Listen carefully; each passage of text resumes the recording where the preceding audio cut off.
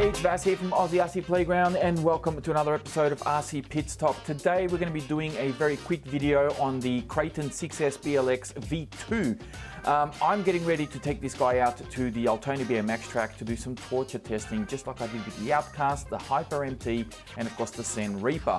But before I do that, I want to throw a couple of upgrades on it, just to kind of test those products out as well and just see if I have any issues with them. Now, I'm going to quickly take the top off here and just show you where I'm up to with this car. As you can see, I've got the GKA chassis braces, and I've also got the GKA servo mount there. But take note that I'm still using all stock electrics, so stock servo, ESC, and of course motor. I haven't really changed much on this car because I've never really had the need to. I absolutely love these Kratons. You know, these things, they take an absolute beating. I've had very little problems with it, apart from smashing the bulkhead initially when I hit a tree, which you may or may not have seen that video. It was kind of late at night, I misjudged it. Anyway, it's up on my channel if you want to see. In fact, I'll put a link in the video description if you want to go see that episode of RC Carnage, and you'll get to see how I broke the Kraton. So today we're going to be throwing some more GKA upgrades on it, and we're actually going to be testing out these little guys. These are the hinge pin braces for the rear A-arms. If I can get my camera to focus in on this, it would be fantastic. There we go. So these are very nicely machined. This one's upside down. Very nicely machined. You can see it's got GKA on there. I can't talk today for some reason. This one is for the front. So this one comes over here on this side, and this guy goes on the rear. So that's the idea with these. I'm going to be putting these on the truck. I'm also going to be throwing some more T-bone racing at my Armour vehicles. For those of you out there who really like to punish their cars, and you know, you want some really good protection on these vehicles to prevent them from, you know, smashing up shocks and A-arms and your tires and everything else. And if you've always wanted a wheelie bar on your Kraton, T-bone Racing actually have the answer for you. So on the front, we are going to be installing this front bumper. So that's going to give us a little bit of extra protection. So hopefully if I hit any more trees in the future, the car will be protected on the front. And the only reason why I broke the bulkhead is because I hit the tree on an angle like that. If the tree was like this, I would have hit the chassis, but it hit like this because the tree was leaning, and it just basically created leverage and smashed that whole front end. Wheelie bar for the rear. This is a massive wheelie bar. Now you may or may not have noticed that I currently have already a little wheelie bar on the back here. This was actually 3D printed by a friend of mine over at Western Hobbies.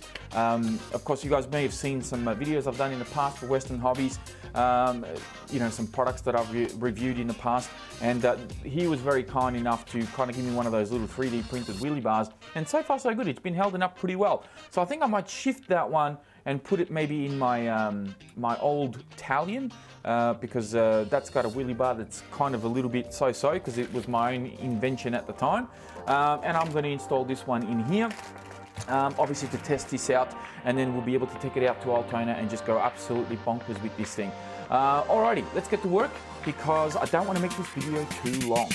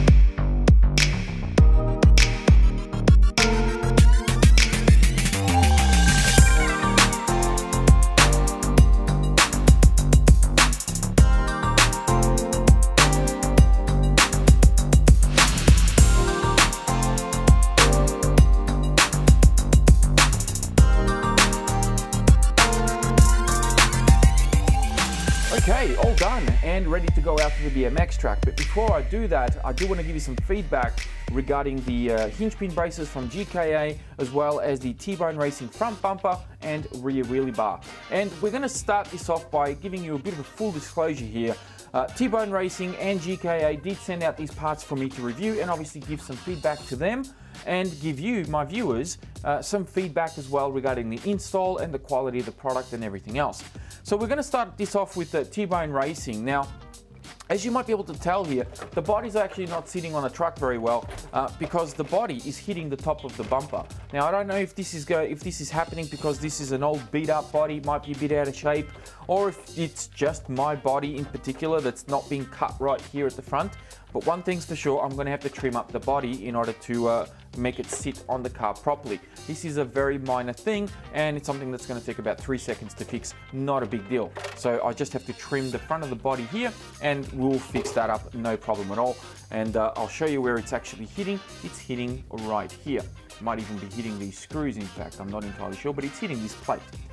Now, one of the issues that I've had with T-Bone Racing in the past, and if you follow the channel, you will have seen me install some T-Bone Racing gear on my Arrma Nero quite a long time ago now, but it is up on my channel. In fact, I may even link it in the video description if you want to go check out that video. And one of my complaints with the T-Bone Racing stuff, although it is very good quality plastic, and these things can take a beating. In fact, there were various testimonials in my comments in that Nero video of people that have used T-Bone Racing bumpers and a few other products, and they are extremely happy with it. However, there's one flaw with T-Bone Racing, and that is that they don't provide any instructions, not even a picture of what the finished product should look like. So you get a bag of parts, and it's really up to you to work out how they go together. So a lot of the times you might need to turn to their website to see pictures of the finished product, but it would have been nice if they, along with the little warning and kind of this little read prior to installing leaflet that they put on here regarding warranties and, check mounting screw lengths and all this sort of stuff. It would be nice if they included a little leaflet with, even just 4 windows, even if it was just pictures without any wording or anything, just so that you know what the finished product is supposed to look like and how these things are supposed to mount. Whether this one goes here or that one goes there, or whether this is mount this way up or the other way around. That would be nice. Obviously, somebody with a bit of experience in pulling apart RCs and putting them back together, you might be able to suss it out. I was able to work this out tonight and install it all, but for those of you who are a little bit, fresh to the RC scene, you may not have the expertise to really work this out, and that could be really frustrating. And then you have to ask people and go on forums and Facebook groups and perhaps even email T-Bone Racing themselves and go, how does this go together? When the whole situation could have been avoided. But enough about my rant and the instructions. I hope that they correct that in the future. We're going to talk about the installation of the front bumper here. First thing, I was missing 2 screws to put this one of these bars into place. I was given 2, which was perfect. These actually worked out very well. But then the other 2, I actually pinched from the screws that I took out from underneath, because they give you longer hardware to secure the diff case to the chassis.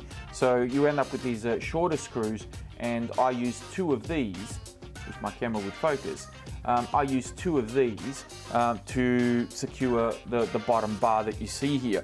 The other thing as well, these holes did not line up 100%. So the holes on the bar and the holes on the bumper weren't 100% accurate. They were about 1 millimeter off. And you might be able to tell that, the bumper's there's a bit of a gap here because the screws are kind of pulling towards the center here. Again, not a big deal. A little, you thread one in a little bit, you thread the other one in, and then you slowly tighten them up, and they kind of fall into place. This is plastic, it's flexible, it goes into place, don't stress. It's not like they're missed by like 5 millimeters or even more than that. It was only like 1 millimeter off, not a big deal. But something that they can definitely use some feedback on. The other thing that you'll notice here is there was a couple of silver washers on these screws. These are something that I've installed.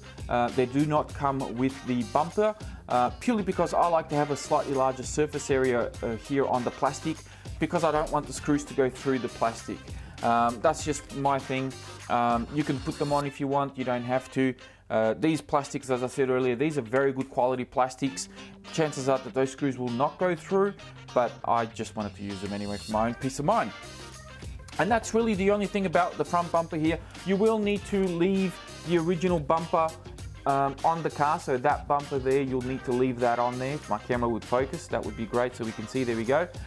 So you leave that on there because that's actually holding the hinge pins in place until such time as GKA comes out with something for the front there, who knows.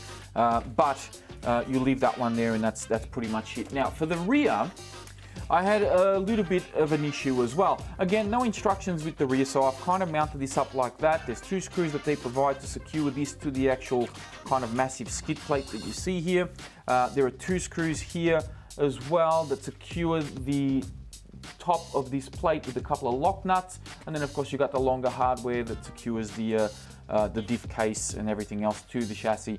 These tighten on beautifully, by the way. I mean, everything's nice and flush. They even tapered the plastic here so that you're not getting snagged on, you know, picking up all sorts of dirt. So it's nice and smooth and tapered. They didn't do that to the front because obviously you're driving this way and, you know, there's no need to taper that.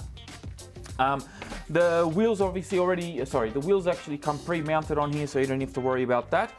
Now the problem that I had is actually regarding this little block that they've put here as a reinforcement. Now, interesting thing, on the front you'll notice the block is actually, there's a block here as well, but that's underneath. But on the rear, it ended up being on top. Either way, the problem that I had is in regards to the wing mount. Because the block actually comes up now, it was hitting the bottom of this wing mount, and I couldn't actually put the wing mount back in because you have to take out those 2 screws, lift the actual mount upwards. You may even want to take the wing off like I did, lift the mount upwards so that you can put those screws into place because they're directly underneath the wing mount. You can't really avoid that. But of course then the wing mount was hitting the top of this block. So what I ended up doing is just with the knife is cut a little bit of a scallop on the edge of that block to allow the wing mount to actually mount to it. Hopefully you can see what I'm doing there. So this has been scalloped out so that this can actually go all the way down for me to put the screws back in, because without doing that, there was no way that I was going to put those screws back into place. So that's something that I think T-Bone Racing need to address, and hopefully in future, you know, updates of this product, that won't be an issue. I don't know, maybe just make that block a little bit shorter, supply slightly shorter hardware, and we should be fine. That's pretty much it. Hopefully you guys enjoyed this video. You got some feedback regarding these parts. Keep an eye out, because of course I'm going to be taking this thing out and doing some massive jumps with it, and we're going to see exactly, you know, what gives, what doesn't give, how this thing actually flies as opposed to drive, because we know how it drives. Now let's find out exactly how it flies over at Altona with those massive BMX jumps, and you know, we might even have some stacks and really test out these bumpers, and of course the hinge pin braces as well. I do know that GKA is working on some front hinge pin braces as well, so hopefully you'll see that in the future. And who knows, you know, I'll be testing those out at some time when they release them. But that is pretty much it for this video, guys. If you enjoyed it, if you got some good information out of it, please be sure to give it a thumbs up.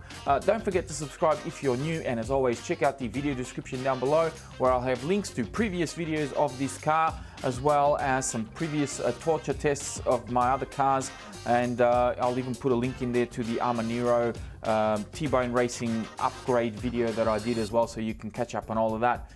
That's it from me. Thank you all very much for watching, and I will speak to you next time.